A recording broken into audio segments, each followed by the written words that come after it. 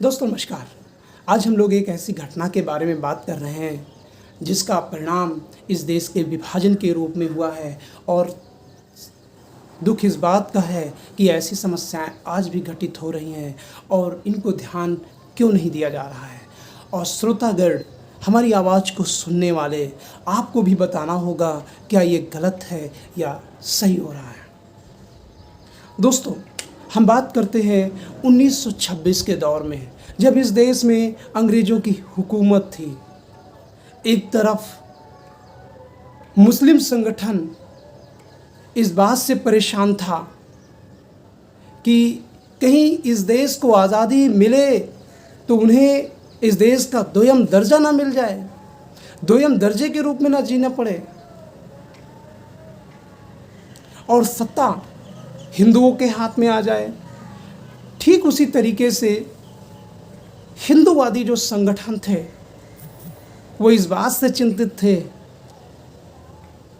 कि मध्ययुगीन के बाद अब सत्ता पर पहुंचने का मौका मिल रहा है, कहीं अंग्रेज़ों से सत्ता निकल के पुनः मुसलमानों के हाथ में ना चली जाए।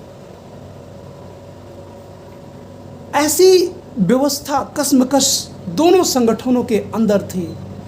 फिर भी इन दोनों संगठनों को इस देश की राजनीतिक संगठन, जो उस समय सबसे बड़ा संगठन था कांग्रेस, उसने उन दोनों संगठनों को मेल मिलाप करने की कोशिश की, लेकिन दोनों धार्मिक संकीर्णता के कारण एक दूसरे से दूर होते चले गए। और उसके पीछे कारण भी था। अंग्रेज़ों को पता था कि इन दोनों के बीच में जितना भी वैमनस्य होगा उतने दिन तक हमारी सत्ता हिंदुस्तान में जमी रहेगी। ऐसे हालात में मस्जिदों के सामने बैंड बाजे बजाए जाते थे, लोगों को चिढ़ाया जाता था।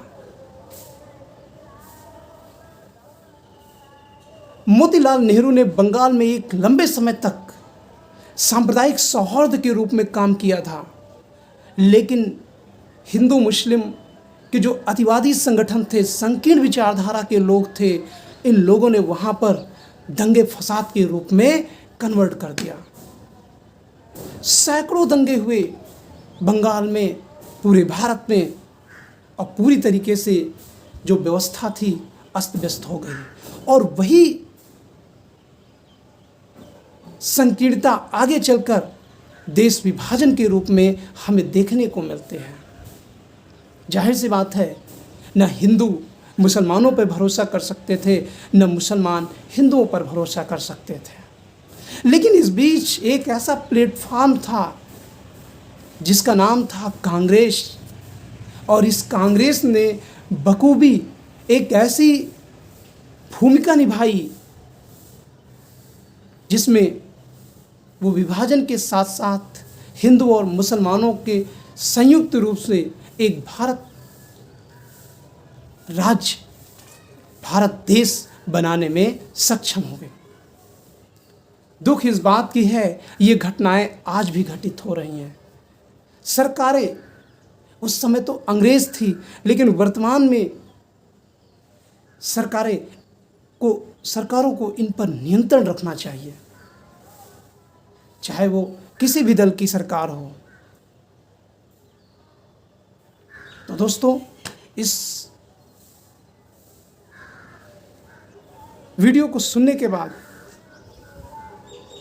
इस देश के विभाजन का मुख्य जिम्मेदार आप किसको समझाते हैं, किसको समझाते हैं? कमेंट बॉक्स में जरूर बताएं। Thank you.